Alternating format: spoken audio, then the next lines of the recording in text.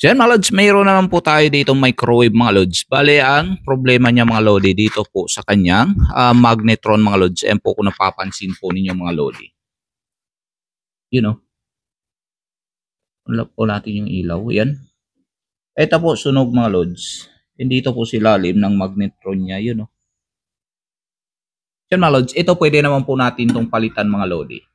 Tanggalin lang po natin itong cover tapos papalitan po natin itong mga lods. At magamit pa natin itong kanyang magnetron mga lods. So ang gagawin na lang po natin mga lodi, instead na papalitan po natin to yung kanyang terminal mga lods. So palitan na lang po natin ng buo na second hand po mga lodi.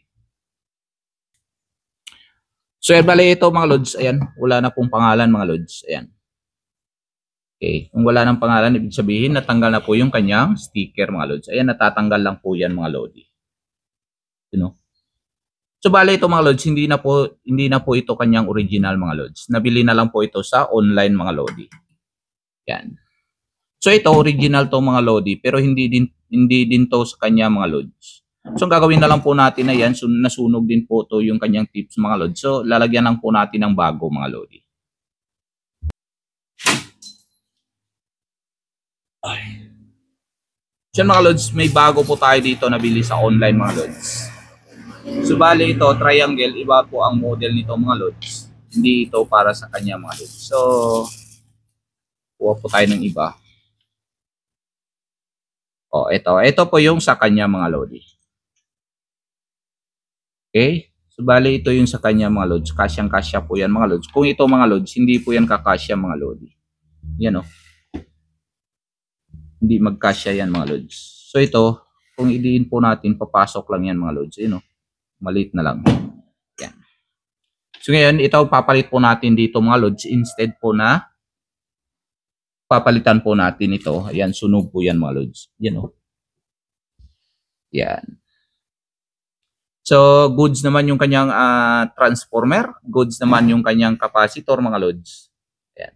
Dahil ito lang po ang nagkaroon ng problema mga lodi. Okay, goods po yung kanyang control lahat. So yun. Tara. Palitan po natin mga lods. So yun mga lods, napalit na po natin yung kanyang magnetron mga lods. Yan o.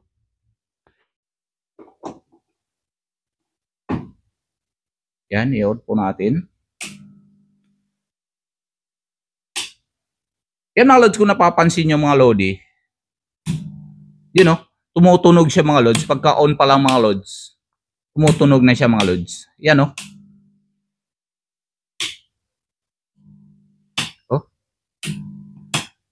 Gumagana kaagad yung kanyang transformer mga lodi. So ngayon, check po natin yung kanyang switch mga lodi.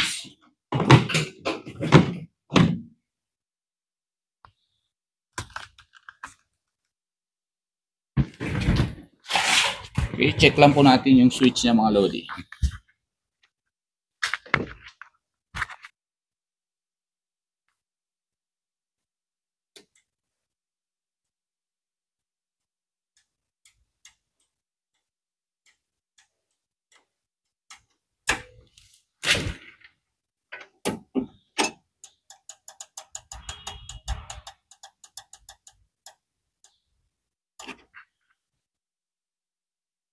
Okay, goods naman yung kanyang switch mga lods. So ngayon, bale ang problema po mga lods, kailangan po natin palitan yung kanyang buong control panel mga lods.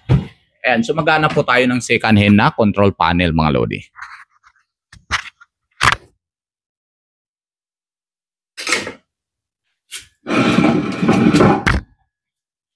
So mga lods, mayroon po tayo nahanap na second hand na control panel po mga lods. Parehas po yung model niya mga lodi. Yan o. Kasi parehas po ng model niya mga lods.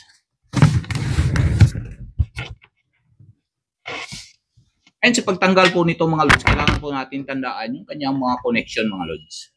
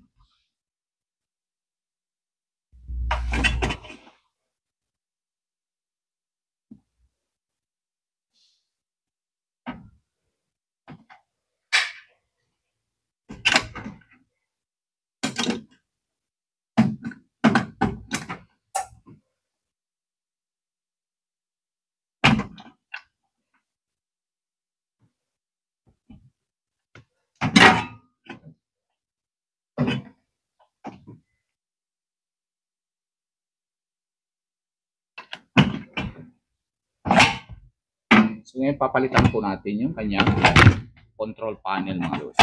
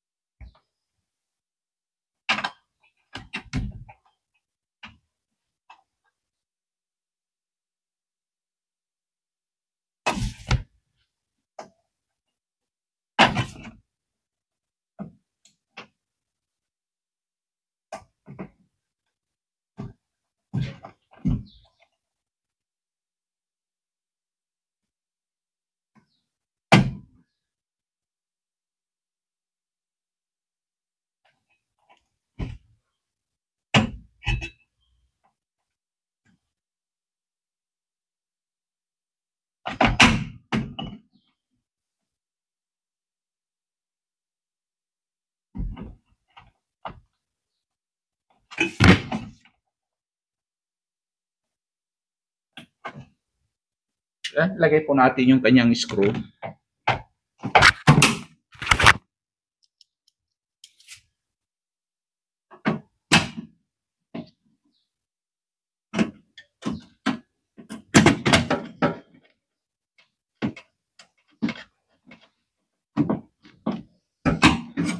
Itabi po natin yung mga hindi na po natin ginagamit mga lods. At ayan, sirado po natin at i-test po natin mga lods. Tignan po natin kung na-solve na ba yung kanyang problema mga lods.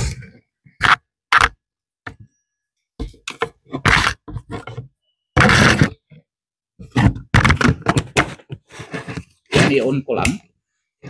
So mga lods, hindi na po siya hindi na po gumana yung kanyang transformer mga lods. So ngayon subukan po natin sa 1 minute mga lods. Ayan, 1 minute po mga lods and start po natin mga lods.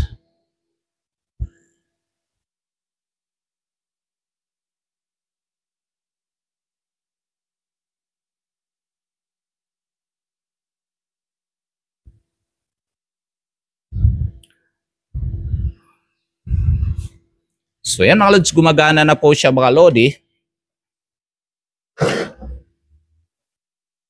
You know. So yan mga lods, hanggang sa muli po. Maraming salamat. Stay safe, stay creative, and God bless you all. Bye-bye.